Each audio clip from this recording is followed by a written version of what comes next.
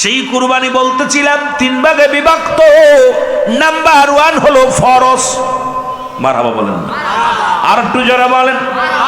ফরজ, ফরজ কুরবানি যেটা নেশাব পরিমাণ মালের মালিক যিনি হয়ে গেছেন তার উপরে ফরজ।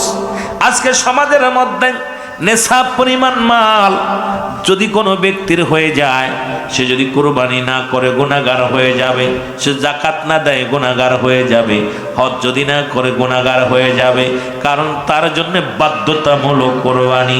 আর একটা হলো মুসলমান নফল কুরবানি, যেটা মুসলমান বলা হয় নফল কুরবানি।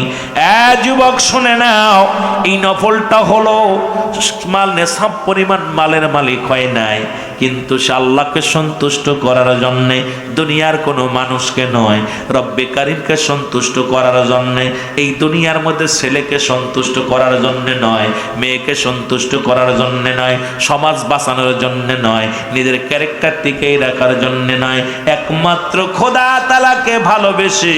ও মুসলমান শুনে নাও, ওই ব্যক্তি যখন আল্লাহর রাস্তে কোরবানি করে, ওই ব্যক্তির কোরবানি হলো নফল কোরবানি। এবার মুসলমান আর একটা কোরবানি হলো, মুসলমান শুনে নাও, মানতের কোরবানি। আল্লাহু আকবার বলো। এই নফল কুরবানি যদি একাধিক মানুষ করে হয়ে যাবে, একসাথে যদি অনেকগুলো মানুষ করেন এটাও হয়ে যাবে মুসলমান। এই কুরবানি নফল কুরবানির মধ্যে এটা যদি কোনো ব্যক্তি সমন্বয় করে যদি কাউকে ভাগ করে দেয়, এই গোস্তটা গরিব মিসকিনদের মধ্যে ভাগ করে দেয়, তাতেও কোনো গুনাহ নাই, সব আছে রে মুসলমান শুনে নাও। আর একটা হলো মানতের কুরবানি। কোনো ব্যক্তি যদি মানত করে, ওনার জন্য কিন্তু কুরবানি করা ওয়াজিব হয়ে যাবে। এখন ওয়াজিব কুরবানি যেটা আমরা অনেকেই বুঝি না, যেটা ওয়াজিব বলা হয়, এটাকে বলা হয় ওই মানতের কুরবানি। তুমি গরিব হও আর মিসকিন হও, যদি গরিব হও তুমি নিয়ত করেছো ওই পশুটা আমি কুরবানি করব, অবশ্যই কুরবানি তোমার জন্য ওয়াজিব হয়ে যাবে। অবশ্যই অবশ্যই সময় নেওয়া যাবে না, দেরি করা যাবে না, ওই পশুটা আল্লাহর রাস্তে কুরবানি করা লাগবে। এমন অবস্থায় যদি কোনো ব্যক্তির ওই পশুটা হারিয়ে যায়, ওই হারায় যায় বা মরে যায়, সমপরিমাণ যদি মারা যায় আর একটা পশু কুরবানি করতে হবে। যদি হারিয়ে যায় এবার আর একটা পশু ক্রয় করতে হবে। এই অনুযায়ী যদি আপনি ওই পশুটা আবার ফেরত পান, তবে ওই মানতকারীর জন্য, গরিবের জন্য দুটি জব করতে হবে, বড় লোকদের জন্য একটা। বড় লোকরা পশু হারায় গেছে, এই মাসালা কিন্তু আজকে আর এত মাসালা দেওয়ার সময় পাবো না। যদিও একটু কথা কোরবানির সামনে বইলা 2-4টে কথা বললাম, বলার একটাই কারণ হলো সবচেয়ে বড় কুরবানি করছেন আপনারা আজকে গমকে হারাম করে, ঘাম যুক্ত দেহ নিয়া জান্নাতের বাগানে ছুটে আসছেন। আল্লাহ যেন আপনাদের সবাইকে মাফ করে। জোরে জোরে চিল্লায় বলেন মারহাবা। তাহলে ধনী যদি কুরবানি করে, যার উপরে নেশাব পরিমাণ মালের মালিক, এই ব্যক্তি কুরবানি মানত করেছে, কুরবানির ফরজ হয়েছে, ফরজ কুরবানি, এই পশুটা যদি হারিয়ে যায়, এখন কি করা আমাদের জন্যে? আমি তো দিতে পারি আর একটা, আমার জন্যে হারিয়ে যাওয়ার পর আর একটা পশু কিনে ক্রয় করব, কিন্তু বাবারা ওইটা যদি আবার ফেরত পাওয়া যায়, একটা কুরবানি করলেই হবে, দুইটা কুরবানি করা লাগবে না। কিন্তু গরিব মানুষ যদি মানত করে বা গরিব মানুষ কুরবানি নিয়ত করে, ওই পশুটা যদি হারিয়ে যায়, ওই পশুটা যদি আবার ফিরে পাওয়া যায়, ওই যেটা কিনছো ওটাও দেয়া লাগবে, ওটাও দেয়া লাগবে। এটা হলো তার খেসারত। কারণ তোমার উপরে তো আল্লাহ তোমারে ফরজ করে নাই, মাতবাড়ি করে কেন করতে গিয়েছিলা, এটা হলো তোমার জন্য শাস্তি। জোরে বলো আল্লাহু আকবার। অনেক ভুল করি কুরবানি নিয়ে। এই কুরবানি নিয়ে চিন্তা করেছিলাম, অনেক গরিব মানুষ আছে, মানে ওই কি নিয়ত করে খট করে নিয়ত করে ফেলে, কথা বুঝেননি। আবার দেখ মূর্তি পড়ছে, হুজুর কি করবো, বেঁচে ফেলবো নি, হুজুর জবাই করে দিব। তোরা মানত করতে কইছে কিনা? ওটা যদি বাঁচিয়ে থাকে, যদি মরে যায় ওই সম পরিমাণ, এখন কি সুদ হবে গরিবের জন্য? এই জন্যে আল্লাহ পাক আমাদেরকে শীতল করেছে। মাসালা মাসাইল, আল্লাহ পাক বান্দারে খুব মায়া করে, মহব্বত করে, কিন্তু এই মহব্বতের বান্দাগুলো বেশি বেশি গাদ্দাবি করে। জোরে বলেন ঠিক কি না? এ দুনিয়ার মুসলমান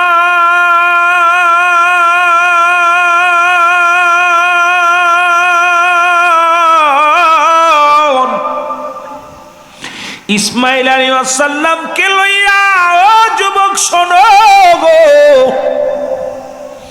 ইব্রাহিম আলাইহিস সালাম মার থেকে যখন নিয়ারে যখন রওনা দিয়ে দিলেন, মাস্টার ইবলিস আজকে আপনাদের অনেকে মাহফিলে বসতে দিবে না। অনেকে যারা পথের রওনা দিয়েছেন, অনেকে কয় গরমের মধ্যে যাইস না, অনেকের বিবেকের মধ্যে কয় সারাদিন কাজ করেছিস মাহফিলে বসিস না, আবার আইসেন কেউ চিন্তা করবে মাহফিল শেষ করে যাইস না।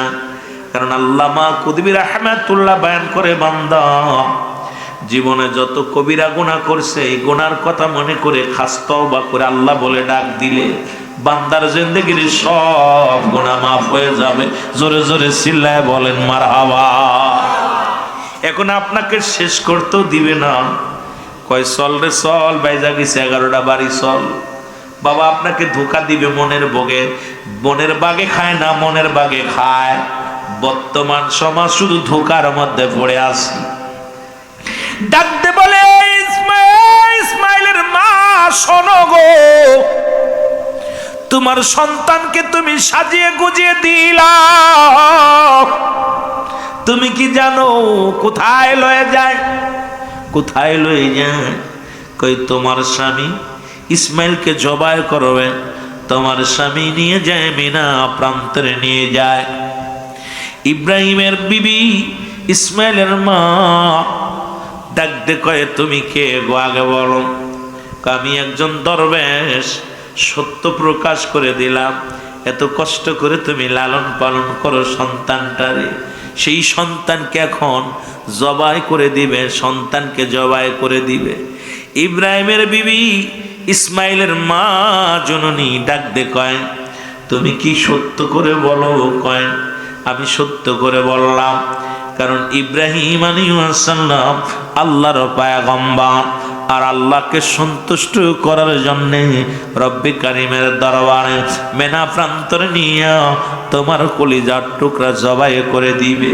এরে মুসলমান সঙ্গে সঙ্গে কেমন মা ডাকতে বলে, তুমি কে গো দরবেশ? শুনে রাখো, এইরকম শত শত ইসমাইল যদি হয়, আমার আল্লাহ যদি সন্তুষ্ট হয়, আমার মা আমি মা হইয়া বললাম, আমার ইসমাইলকে যদি শতবার কুরবানি করে দেয় আমার কোনো দুঃখ নাই, দুঃখ নাই। শুনে নাও, যদি ইসমাইলকে যদি জবাই করলে আমার আল্লাহ খুশি হয়, আমি আমার রব্বে কারিমের খুশিতেই আমি খুশি।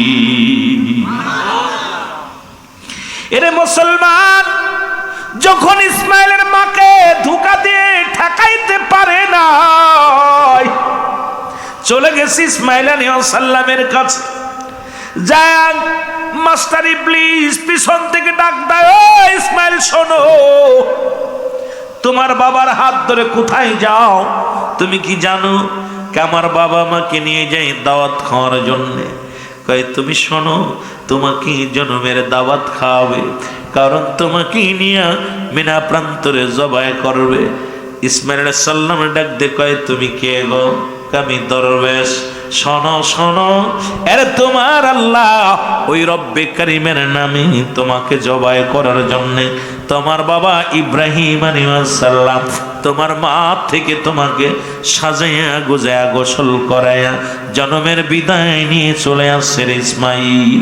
ইসমাইল আলাইহিস সালাম ডাক দেখায়, যদি পিতা হইয়া সন্তানকে কুরবানি করিয়া যদি রব্বে কারিমকে রাজি খুশি করতে পারে, আমার মতো সন্তান পৃথিবীর মধ্যে বড় ভাগ্যবান যে আমার আল্লাহ রাস্তায় আমাকে কুরবানি করে দিবে। জোরে জোরে চিল্লায় বলা যাবে না মারহাবা? আর একটু জোরে জোরে চিল্লায় বলো মারহাবা। ও যুবক,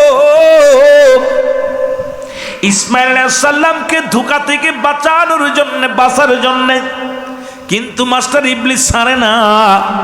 ইসমাইল আলাইহিস সালাম পড়ে লা হাওলা ওয়ালা কুওয়াতা ইল্লা বিল্লাহ। জোরে জোরে চিল্লায় বলেন মারহাবা। আউযু বিল্লাহি মিনাশ শাইতানির রাজিম। সঙ্গে সঙ্গে শয়তান দূর হয়ে চলে গেলেন।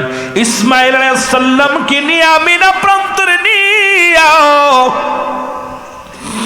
এইবার যখন রওনা দিছে, পিছন থেকে ইসমাইল আলাইহিস সালাম ডাকতে বলে, আব্বু ও আমার আব্বু শোনো গো। ইব্রাহিম আলাইহিস সালাম দাঁড়ায় গেলেন, ডাকতে বলে, বাবা কি বলতে চাও বলো।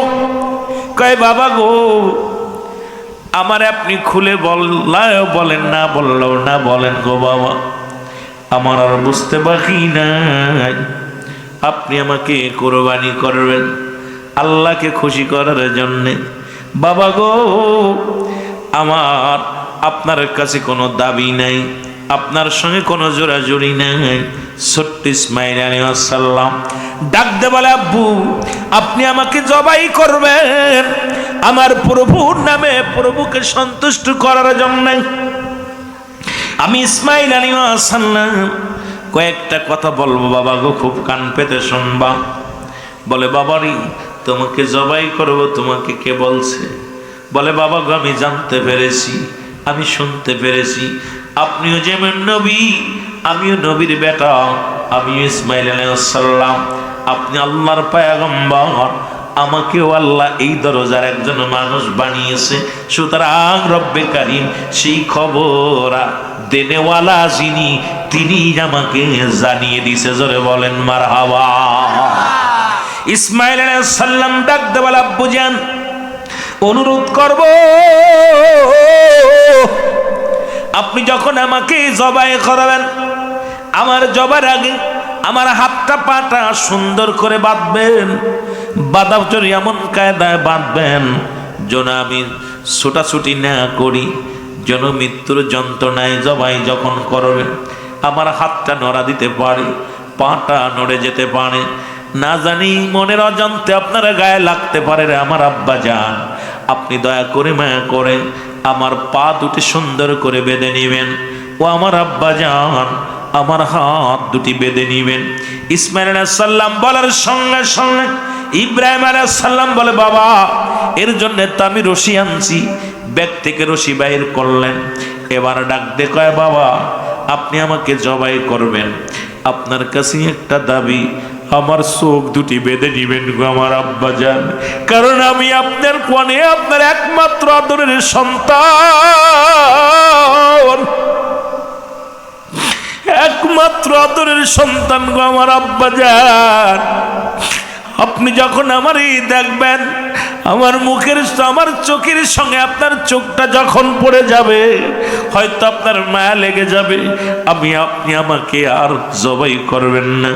আপনার কাছে আমার দাবি, যখন আমার মাটির মধ্যে শোয়াইবেন গো আমার আব্বা যান, হাত পা রশি দিয়া সুন্দর করে বাঁধবেন, এরপরে আমার চোখটা বেঁধে নেবেন, এরপরে আপনি ছুরি চালাইবেন।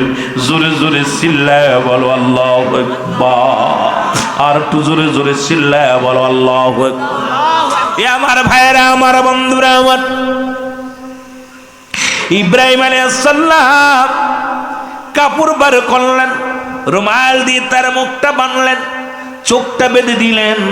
ইসমাইল আলাইহিস সালাম একা একা শুয়ে পড়লেন।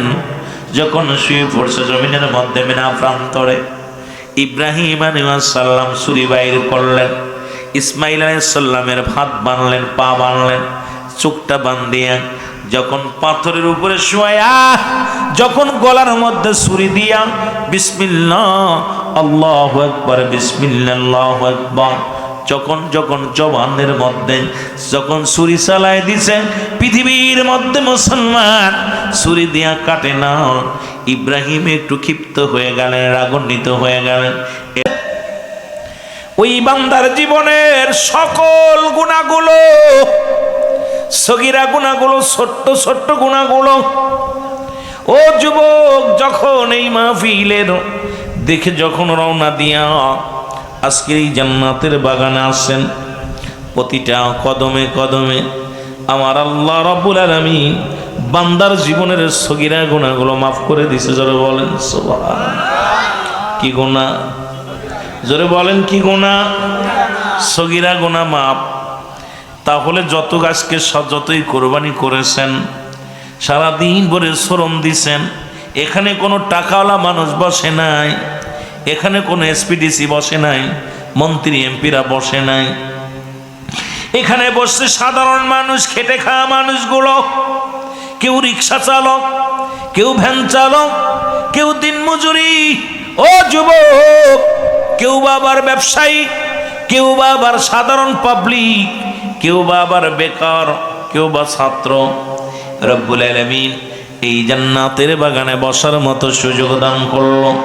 আমার আল্লাহ নিজেই তো আল কাসিম হাবিবুল্লাহ দিনমজুরি মেহনতকারীরা, যারা গায়ের ঘাম জড়ায়, যারা কষ্ট করে এই দুনিয়ার মধ্যে, এরাই তো আমার বন্ধু। আমার আল্লাহ রব্বুল আলামিন আপনাদেরকে বন্ধু বলে ডাক দিছে। জোরে জোরে বলেন মারহাবা। কাদেরকে ডাক দিছে? যারা এসির মধ্যে বয়ে আছে। কাদের? যারা আরামে খায় আর ঘুমায়, খালি ঘোরে আর খায়।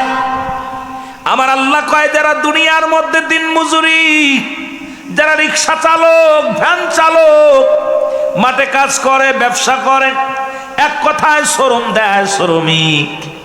এক কথায় মুসলমান শুনে নাও, এই শ্রমিকগুলো যারা হালাল রুজির সন্ধানে শ্রম দেয়, হারাম না, হালাল রুজির উপার্জনের জন্যে যারা গায়ের ঘামগুলো ঝরায়, কপালের ঘামগুলো ঝরায়, এরা আমার আল্লাহ নিজে ডাক দে বলে এরাই হলো আমার বন্ধু। জোরে বলেন মারহাবা। কি মজার একটা বিষয় দেখছেন না? আপনাদেরকে কত ভালোবাসা আল্লাহ, বন্ধু বলে স্বীকার করে নিয়েছে। তাহলে যারা অলসতা, যারা কুড়িয়া, এক কথায় কুড়িয়ে, কি বলেন আপনারা? কথা বলেন না, কুড়িয়ে বলেন না, আলছে। কি বলেন? আলছে। আলছে যারা, এদের তো আল্লাহ বন্ধু বলে নাই, বন্ধু বলছে যারা শ্রম দেয়, কষ্ট করে। তা আমি চেহারা দেখে অধিকাংশ মানুষ মাঠে কাজ করেন, অধিকাংশ মানুষ খুব শ্রম দেন, পরের বাড়ি কাজ করেন, নিজের বাড়ি কাজ করেন, ব্যবসা বাণিজ্য সামলান। এক কথায় মুখের দিক তাকাইলেই বোঝা যায় এই মানুষগুলো খুব কষ্ট করে, শ্রম দেয়। আর শ্রমিকদের পক্ষে কে? আরো জোরে বলেন। এই আমার আব্বার কোরআন নেই, কোরআন বলতেছে এরা কার বন্ধু? আরো জোরে বলেন কার? আল্লাহকে যদি পাইতে চাও, হযরতকে ভালোবেসে,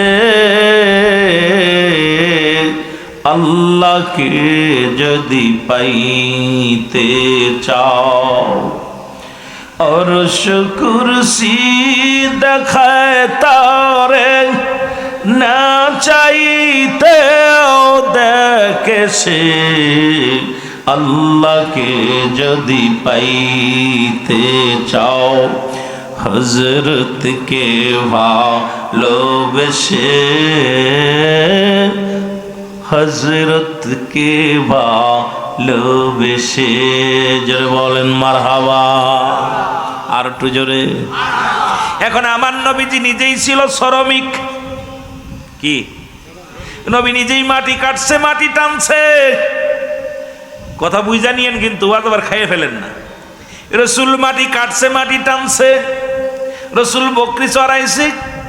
এই জন্য আমার নবীও যিনি শ্রম দেয় তার উপরে নবীও খুশি, ঠিক কিনা?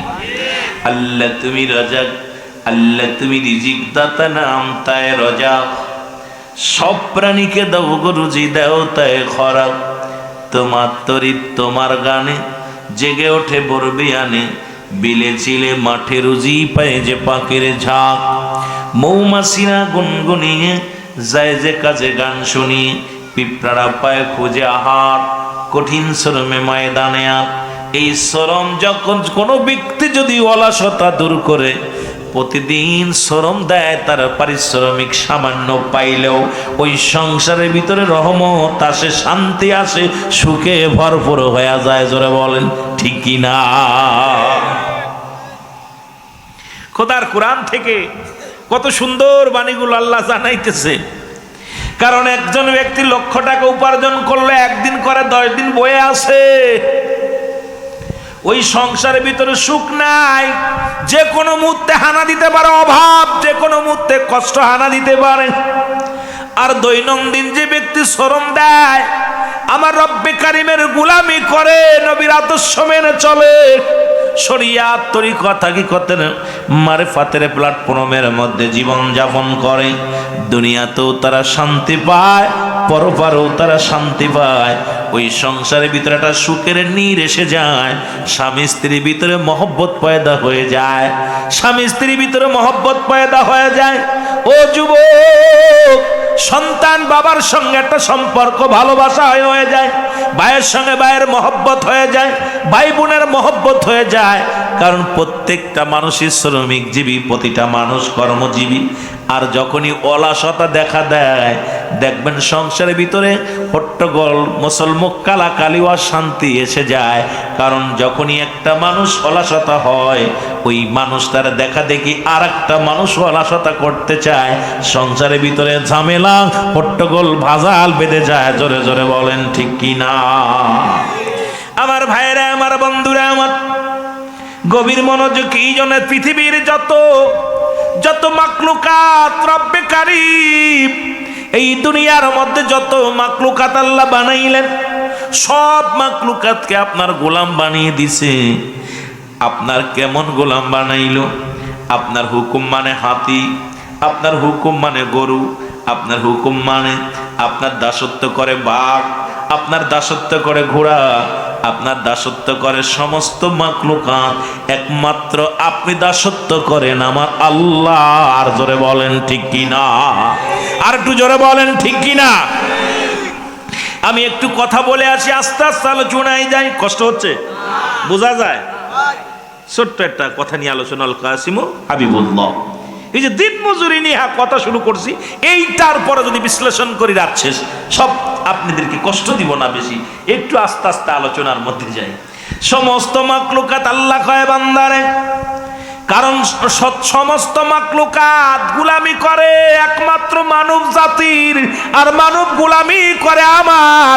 এই জন্য সমস্ত মাকলুকাতের মধ্যে আশরাফুল মাকলুকাতকে আমি শ্রেষ্ঠতার আসনে বসাইলাম। কারণ সমস্ত মাকলুকাত আমি আল্লাহ বানাইয়া ওই জাতির গোলাম বানাইয়া দিছি। আর ওই জাতি যখন আমারে আল্লাহ বলে ডাক দেয়, আমি রব্বে কারীম অত্যন্ত খুশি হয়ে যায়। জোরে বলেন মারহাবা। এই জন্য আল্লাহ কয় বান্দারে শুনে নাও, এই আসমান আমি যেমনি বানাইলাম, তোমাকে আমি এমনি বানাই নাই, আপনার এমনি বানাই নাই। এই জমিনটা যেমনি আমার আল্লাহ বানাইছি, এমনি আপনারে বানান নাই। আমার আল্লাহ রাজ্য এমনি বানাইছে, এমনি আপনারে বানান নাই। দিন যেমনি বানাইছে, এমনি আপনারে বানাই নাই। আমার আল্লাহ কয় সবচেয়ে নিকটতম কাছে থাকে আমার ফেরেশতারা, যারা নূরের তৈরি, যারা মুসলমান আগুনের তৈরি। শুনে নেন মুসলমান, শুনে নেন, সবচেয়ে নূরের তৈরি ফেরেশতাগুলো, এই ফেরেশতাগুলো আমার নিকটতম।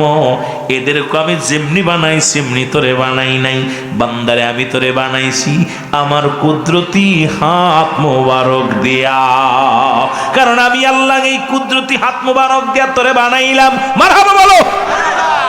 কি দিয়া? কারে বানাইছে? আপনারে আমারে। কারে বানাইছে? আপনারে আমারে বানাইছে। কে বানাইছে?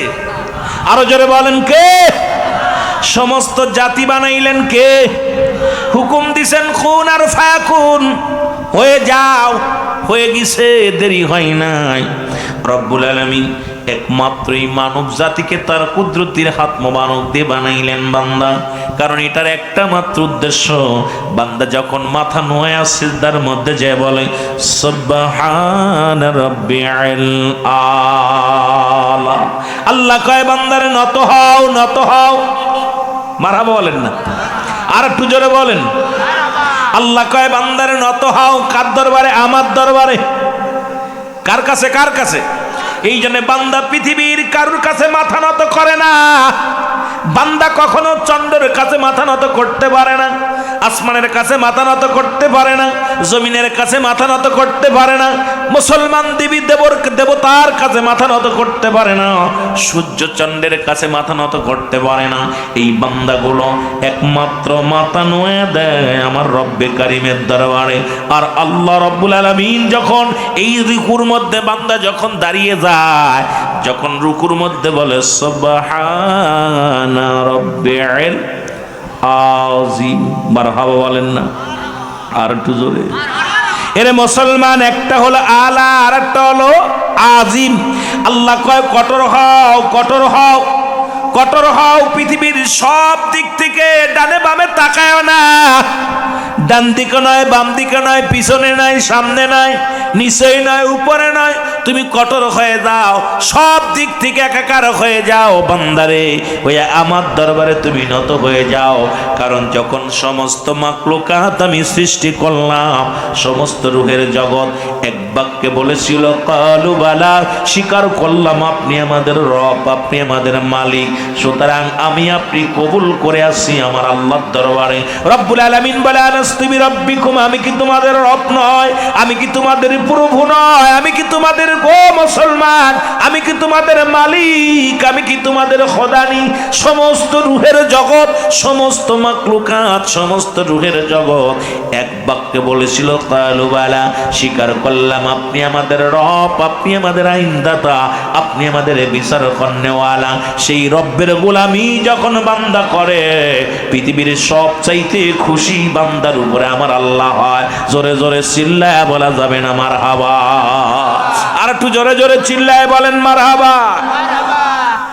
বড় কষ্ট লাগে আবার এই জাতিরা, যারা যে সমস্ত মেয়েরা আজ অন্যের মাথা, অন্যের বুকে মাথা রাখে। রব্বুল আলামিন এই কাঠটা রহমত দিছে, খুব ধৈর্য ধরে শুনবেন। রব্বুল আলামিন ওই মেয়েদেরকে আপনারা জানেন, পৃথিবীর মধ্যে আদম আলাইহিস সালামকে আগুন পানি মাটি বাতাস দিয়ে তৈরি করলেন। এবার আদমের একজন সঙ্গী বানাইলেন, তার নাম হলো মা হাওয়া। ঠিক কি না? একটু জোরে বলেন কি? আরো জোরে বলেন, নাম কি? আদি পিতা মা হাওয়া। এই হাওয়া আলাইহিস সালামকে মা বানাইলেন। এই বানালেন আমার আল্লাহ। এই মা হাওয়াকে যখন বানাইলেন, আদম আলাইহিস সালামের পায়ের গোশত নেন নাই, বা মুসলমান হাতের গোশত নেন নাই। আদম আলাইহিস সালামের পায়ে মুসলমান কোথায় নিয়েছে? এই হাত পায়ের কোনো জায়গার গোশত নেন নাই, মুখের গোশত নেন নাই, চোখের গোশত নেন নাই। রব্বুল আলামিন আদম আলাইহিস সালামের বাম পাশের একটা হাড্ডি রব্বুল আলামিন নিয়ে গিয়ে কি বানাইলেন? মা হাওয়াকে বানাইলেন। পৃথিবীর মধ্যে মেয়েদের স্থান একমাত্র স্বামীর বুকে দিলেন, অন্যের বুকে নয়। একমাত্র হালাল প্রকৃত স্বামী যেটা কবুলের মাধ্যমে কবুল পড়ে, মেয়েরা রে তোদের স্থান স্বামীর পায়ে নয়, স্বামীর হাতে নয়। প্রত্যেকটা স্ত্রীর হম মুসলমান, এ প্রত্যেকটা বিবির মুসলমান পৃথিবীর মধ্যে জায়গা হলো আপন আপন স্বামীর বুকে। জোরে জোরে চিল্লায় বলেন মারহাবা। কিন্তু এখন বুক পাইলেই শোয়া যাবে না, ঠিক কিনা? আরো জোরে বলেন ঠিক কিনা? আজকে সমাজ একটাই দোষের কারণ দেখলাম, পর্দা না থাকার কারণে। নামাজ যেমন ফরজ, পর্দা তেমনি ফরজ। আজকে আপনারা বসে আছেন কত কষ্ট করে। আমি যুবক ভাইদের অনুরোধ করব, এখনো সময় আছে বাবা। কার জীবনের শেষ মাহফিল, কার জীবনের শেষ রাত কেউ তো বলতে পারি না।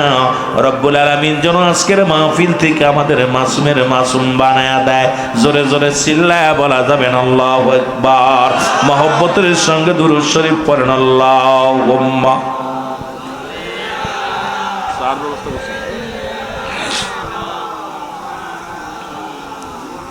ওয়ালা আলি সাইয়্যিদিনা। এ আমার ভাইয়েরা, আমি যেই জন্য শুরুতে বললাম সবচেয়ে বড় কুরবানি করছেন, সামনে আসতেছে ঈদুল আজহা, ঠিক কি না? কয়েকটা কথা বলি তারপরে আলোচনায় যাই। কি আসতেছে? ঈদুল আজহা, সেটাও কি কুরবানি? সেটা কি কুরবানি? আজকের কুরবানিও কম নয়, কারণ মানুষের বিষয়ের একটা পশুত্ব থাকে। বনের পশু কুরবানি করলেই যে জবাই করলে কুরবানি হয়।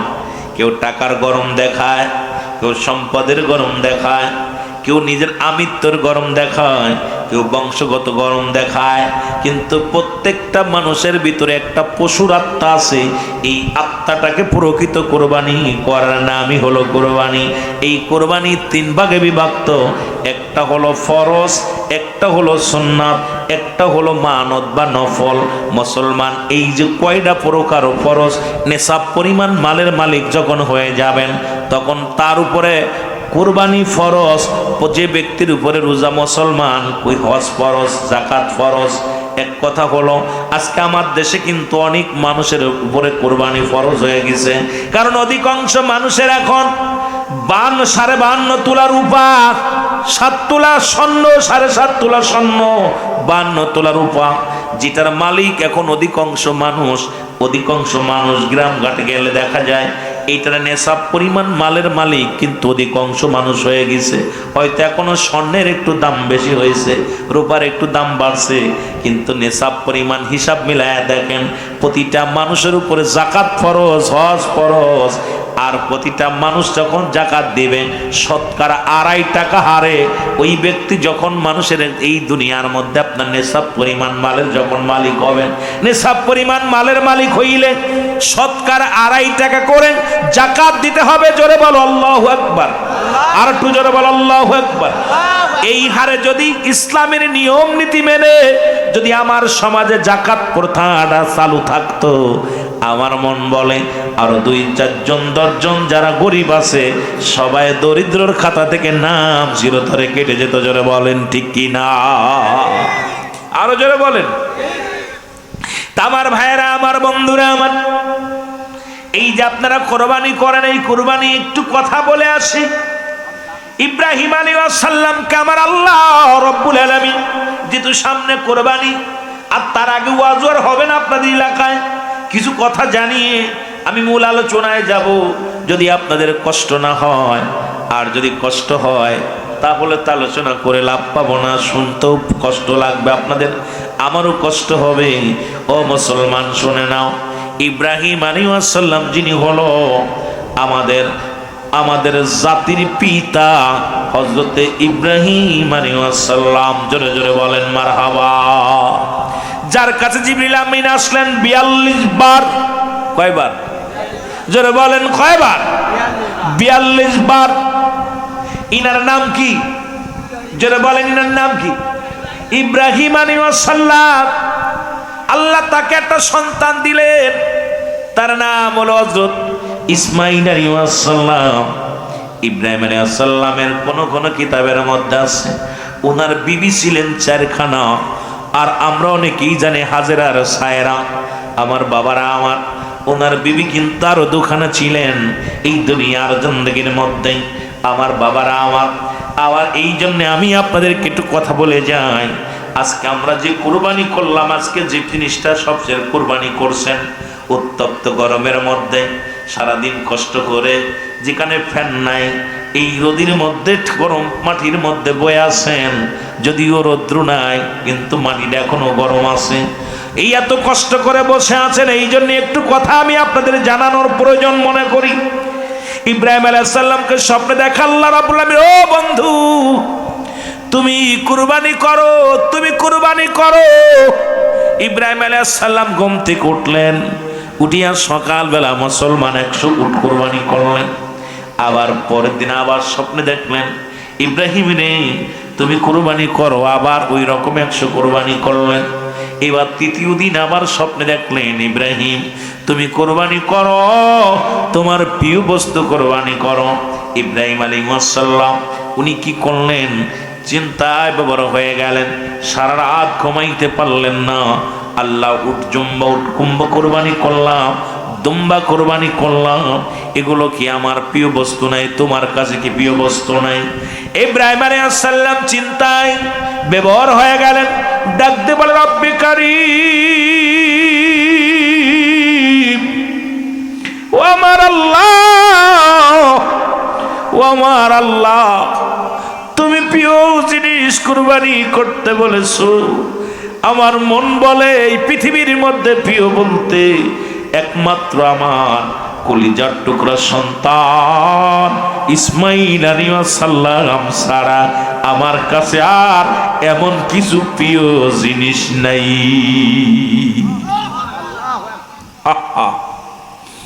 মুসলমান গভীর মনোযোগ, উনি চিন্তা করলেন আমার কাছে প্রিয় জিনিস কি? জোরে বলেন না। প্রিয় জিনিস হযরত ইসমাঈল আলাইহিস সালাম। উনি সকালবেলা উঠে চলে গেলেন বিবির কাছে, যাইয়া বিবিকে ডাকতে বলে, বিবি রে তুমি ইসমাঈলটাকে তাড়াতাড়ি গুছায়া দাও, তাড়াতাড়ি সাজিয়ে দাও, আমি তাকে নিয়ে যাব, দাওয়াত খাইতে নিয়ে যাব। অনেকে মনে করতে পারেন ইব্রাহিম একজন নবী, তিনি কেন মিথ্যা কথা বললেন? আসলে মিথ্যা বলেন নাই, কারণ ইব্রাহিম আলাইহিস সালাম দাওয়াতে নিয়ে যাবে। সেই দাওয়াতটা হলো আমার আল্লাহ রাব্বুল আলামিনকে সন্তুষ্ট করার জন্য নিজের কলিজার টুকরা সন্তানকে নিয়ে ফেলে দিলেন। টান্ডে ফেলা পর একটা পাথরের উপরে বলেন, পাথরটা ছুরি এত ধারালো, পাথরটা দুই খণ্ডিত হয়ে গেছে, এক কবে কেটে গেছেন। ইব্রাহিম আলাইহিস সালাম চেয়ে দেখে এই মরমরে পাথর ছুরির আঘাতে কেটে গেছে, কিন্তু ইসমাইলের গলা কাটলেন না। এবার ইসমাইল আলাইহিস সালাম ডাক দিয়ে বলে, আব্বা জান কি হলো? আপনি বুঝি আমাকে কাটতে ভয়, আমাকে বুঝি মায়া লাগে? ও আমার আব্বা জান, আপনার চক্ষু দুটো বেঁধে নেন, যেহেতু আমার চক্ষু বেঁধেছেন আপনার চক্ষু বেঁধে নেন। ইসমাইল আলাইহিস সালামের কথা শুনিয়া ইব্রাহিম আলাইহিস সালাম ওনার চোখ দুটি রুমাল দিয়ে বাঁধলেন। বাঁধিয়া যখন বিসমিল্লাহি আল্লাহু আকবার বলে যখন ছুরি চালায়া দিছে রে, ও যুবক বাবারা আমারও শুনে নাও, এমন সময় রক্ত ছুটে যাইয়া ইব্রাহিম আলাইহিস সালামের কপালে যে লাগছে, ইব্রাহিম আলাইহিস সালাম শুকরিয়া আদায় করে আলহামদুলিল্লাহ। জোরে জোরে চিল্লায় বলা যাবে না মারহাবা। ইসমাইল আলাইহিস সালাম কুরবানি হয়েছে চিন্তা করি, আর নবী ইব্রাহিম আলাইহিস সালাম যখন মুখের রুমাল মুবারক, চোখের রুমাল মুবারক খুললো, খুইলা তাকায়া দেখে রে ছুরির নিচে একটা দুম্বা কুরবানি হয়ে গেছে। তাকায়া দেখে আশ্চর্য, দুম্বা কই থেকে আসলো? পিছনে তাকায়া দেখে রে হাতের রশি খোলা, চোখের রশি খোলা, চোখের বান্ধন খোলা। নবী ইসমাইল আলাইহিস সালাম পিছনে দাঁড়ায় আছে। জোরে বলেন মারহাবা। আর একটু জোরে বলো আল্লাহু আকবার। এ মুসলমান, আমার আল্লাহ পাক ডাক দে বলে, ইব্রাহিম তোমার পরীক্ষায় তুমি 100-এর ভিতরে 100 পাইছো। তোমাকে আমি পরীক্ষা করেছিলাম প্রিয় বস্তু কোরবানি করতে, সেই কোরবানি তুমি করে দিলাম। আজকে যদি ইসমাইল কোরবানি কেমনে হয় রে? ইসমাইল তো আমি আল্লাহর পয়গম্বর, কারণ তোমার কলিজার টুকরা সন্তান, তোমার অবর্তমানি তোমার পরেই তো নবুয়তের দরজা পাবে। সুতরাং তাকে আমি কেমনে কাটি রে?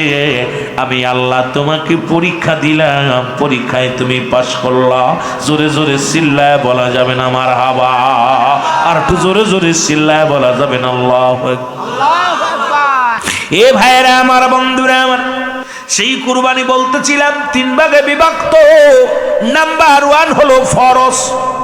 মারহাবা বলেন না, আর একটু জোরে বলেন। ফরজ, ফরজ কুরবানি যেটা নেশাব পরিমাণ মালের মালিক যিনি হয়ে গেছেন তার উপরে ফরজ। আজকে সমাজের মধ্যে নেশাব পরিমাণ মাল যদি কোনো ব্যক্তির হয়ে যায়, সে যদি কুরবানি না করে গুনাহগার হয়ে যাবে। সে যাকাত না দেয় গুনাহগার হয়ে যাবে। হজ যদি না করে গুনাহগার হয়ে যাবে, কারণ তার জন্য বাধ্যতামূলক কুরবানি। আর একটা হলো মুসলমান নফল কুরবানি, যেটা মুসলমান বলা হয় নফল কুরবানি। যুবক শুনে নাও, এই নফলটা হলো মাল নেশাব পরিমাণ মালের মালিক হয় নাই, কিন্তু সে আল্লাহকে সন্তুষ্ট করার জন্যে, দুনিয়ার কোনো মানুষকে নয়, রব্বে কারিমকে সন্তুষ্ট করার জন্যে, এই দুনিয়ার মধ্যে ছেলেকে সন্তুষ্ট করার জন্যে নয়, মেয়েকে সন্তুষ্ট করার জন্যে নয়, সমাজ বাঁচানোর জন্যে নয়, নিজের ক্যারেক্টার টিকেই রাখার জন্যে নয়, একমাত্র খোদা তাআলাকে ভালোবেসে। ও মুসলমান শুনে নাও, ওই ব্যক্তি যখন আল্লাহর রাস্তায় কোরবানি করে, ওই ব্যক্তির কোরবানি হলো নফল কোরবানি। এবার মুসলমান আর একটা কোরবানি হলো, মুসলমান শুনে নাও, মানতের কোরবানি। আল্লাহু আকবার বলো। এই নফল কোরবানি যদি একাধিক মানুষ করে হয়ে যাবে, একসাথে যদি অনেকগুলো মানুষ করে এটাও হয়ে যাবে মুসলমান। এই কোরবানি নফল কোরবানির মধ্যে এটা যদি কোনো ব্যক্তি সমন্বয় করে যদি কাউকে ভাগ করে দেয়, এই গোস্তটা গরিব মিসকিনদের মধ্যে ভাগ করে দেয়, তাতেও কোনো গুনাহ নাই, সওয়াব আছে রে মুসলমান। শুনে নাও, আর একটা হলো মানতের কোরবানি। কোনো ব্যক্তি যদি মানত করে ওনার জন্য কিন্তু কোরবানি করা ওয়াজিব হয়ে যাবে। এখন ওয়াজিব কোরবানি যেটা আমরা অনেকেই বুঝি না, যেটা ওয়াজিব বলা হয় এটাকে বলা হয় ওই মানতের কোরবানি। তুমি গরিব হও আর মিসকিন হও, যদি গরিব হও তুমি নিয়ত করেছো ওই পশুটা আমি কোরবানি করব, অবশ্যই কোরবানি তোমার জন্য ওয়াজিব হয়ে যাবে। অবশ্যই অবশ্যই সময় নেওয়া যাবে না, দেরি করা যাবে না, ওই পশুটা আল্লাহর রাস্তায় কোরবানি করা লাগবে। এমন অবস্থায় যদি কোনো ব্যক্তির ওই পশুটা হারিয়ে যায়, ওই হারায় যায় বা মরে যায়, সমপরিমাণ যদি মারা যায় আর একটা পশু কোরবানি করতে হবে। যদি হারিয়ে যায় এবার আর একটা পশু ক্রয় করতে হবে। এই অনুযায়ী যদি আপনি ওই পশুটা আবার ফেরত পান, তবে ওই মানতকারীর জন্য, গরিবের জন্য দুটি জব করতে হবে, বড় লোকদের জন্য একটা। বড় লোকরা পশু হারায় গেছে, এই মাসালা কিন্তু আজকে আর এত মাসালা দেওয়ার সময় পাবো না।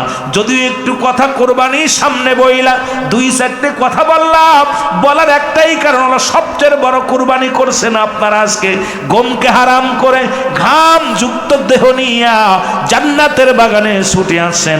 আল্লাহ যেন আপনাদের সবাইকে মাফ করে। জোরে জোরে চিল্লায় বলেন মারহাবা। তাহলে ধনী যদি কুরবানি করে, যার উপরে নেশাব পরিমাণ মালের মালিক, এই ব্যক্তি কুরবানি মানত করেছে, কুরবানির ফরজ হয়েছে, ফরজ কুরবানি, এই পশুটা যদি হারিয়ে যায়, এখন কি করা আমাদের জন্যে? আমি তো দিতে পারি আর একটা, আমার জন্যে হারিয়ে যাওয়ার পর আর একটা পশু কিনে ক্রয় করব, কিন্তু বাবারা ওইটা যদি আবার ফেরত পাওয়া যায়, একটা কোরবানি করলেই হবে, দুইটা কোরবানি করা লাগবে না। কিন্তু গরিব মানুষ যদি মানত করে বা গরিব মানুষ কোরবানি নিয়ত করে, ওই পশুটা যদি হারিয়ে যায়, ওই পশুটা যদি আবার ফিরে পাওয়া যায়, ওই যেটা কিনছে ওটাও দেয়া লাগবে, ওটাও দেয়া লাগবে। এটা হলো তার খেসারত।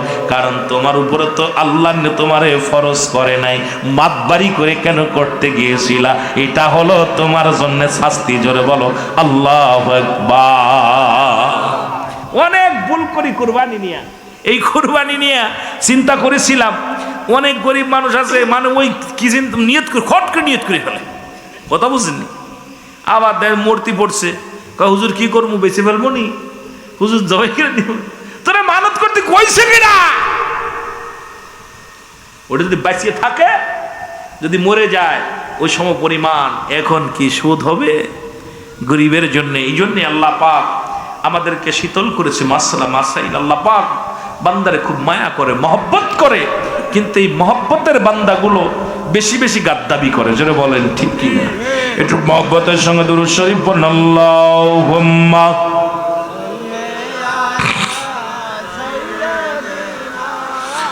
মাওলানা মুহাম্মদ